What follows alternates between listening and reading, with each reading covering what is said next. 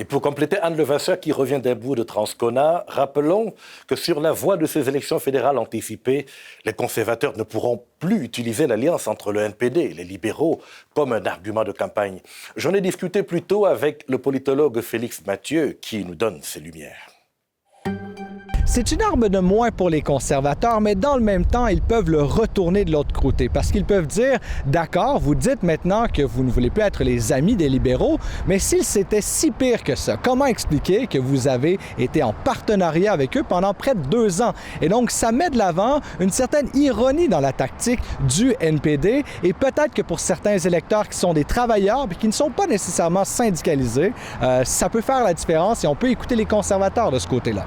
Félix Mathieu, ce n'est pas vous demander le sexe des anges, mais est-ce que ces changements au courant de la semaine et dans l'actualité peuvent véritablement impacter ce qui va se passer à Elmwood-Transcona lundi prochain?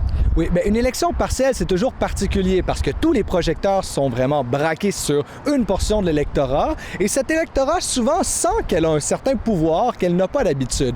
Et donc oui, les grandes manœuvres de cette ampleur-là peuvent avoir un effet. Les gens sont davantage à l'écoute de ce qui se passe dans les médias. Il y a davantage de reporters qui vont à leur écoute également. Et donc, on peut se sentir interpellé et ça peut mener, pas tout le temps, mais ça peut mener à des choix plus éclairés. Et là, lorsqu'il y a un tel événement, une fin d'une alliance importante, bien, ça peut vraiment faire la différence dans l'isoloir.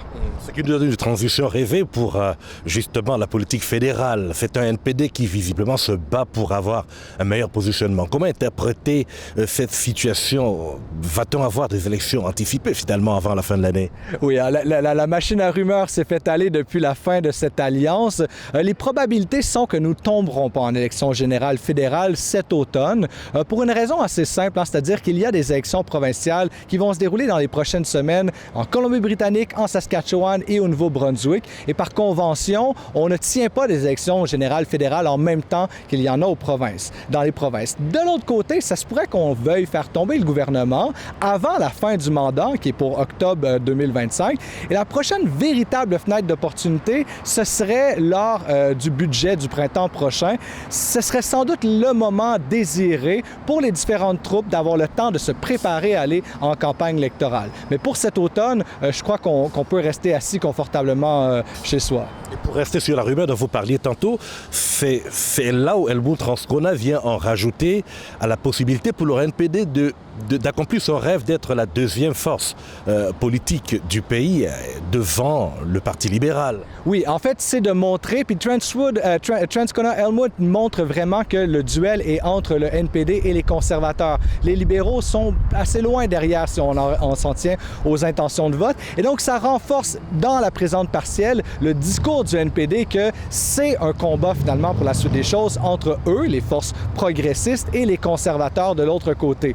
Est-ce que ça va fonctionner? En 2015, Justin Trudeau a montré que les libéraux, en étant au centre, parviennent à récupérer une portion importante des votes. Mais en 2011, c'était ce qui est arrivé avec le NPD clairement à gauche, avec Jack Layton, et à droite avec les conservateurs de Stephen Harper. C'est un peu le scénario dans lequel on espère se retrouver chez les néo-démocrates. Donc c'est envisageable, cette configuration dont rêve Jagmeet Singh?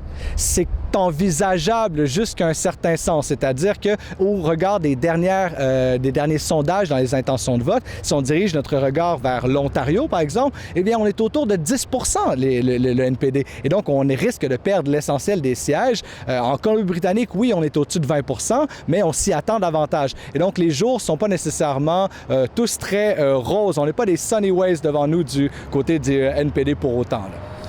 Que reste-t-il comme effort à déployer pour le Parti libéral avant d'arriver au budget? Un effort très important, c'est de montrer qu'il y a finalement un soutien à l'interne pour Justin Trudeau. Son leadership est contesté de part et d'autre. De voir si l'arrivée en scène de Mark Carney, qu'on a demandé à arriver comme conseiller spécial en matière économique, est-ce que ça va faire une différence? Est-ce que ça donne plutôt l'impression qu'on est contesté, mais qu'on veut avoir ce soutien à l'interne? Comment tout ça va se configurer? Ça reste vraiment à voir. Alors, si on voulait sortir par la politique provinciale, Félix Mathieu, il y a que la gouvernance NPD ici prend des allures un peu différentes. On parle de maintenir la suppression de la taxe sur l'essence, une suppression temporaire, rappelons-le, en même temps qu'on retire l'aide pour l'accès aux logements abordables pour près de 400 Manitobains susceptibles de ne plus pouvoir payer leur loyer. Tout à fait. C'est un peu ironique ici. On se croirait davantage dans un scénario orchestré par les progressistes conservateurs. Et pourtant, c'est le NPD qui gouverne en ce moment. La taxe sur l'essence devait être temporaire. Elle a été instaurée le 1er janvier dernier.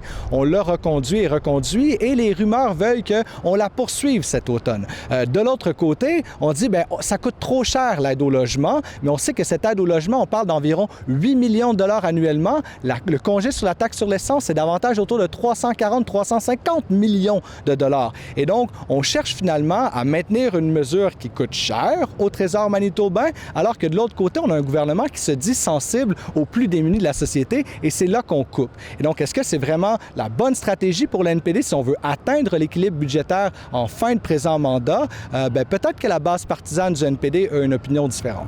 Pourrait-elle payer cela plus cher aux prochaines élections? C'est certain qu'en ce moment, on a l'avantage du côté du NPD de ne pas avoir de chef établi du côté des progressistes conservateurs. Et donc, il y a un peu l'absence d'un contre-pouvoir partisan qui nous critique en bonne et due forme. Ça va être de voir comment les progressistes conservateurs vont jouer leurs cartes ici, mais visiblement, on a l'impression qu'ils sont en train de jouer leur jeu.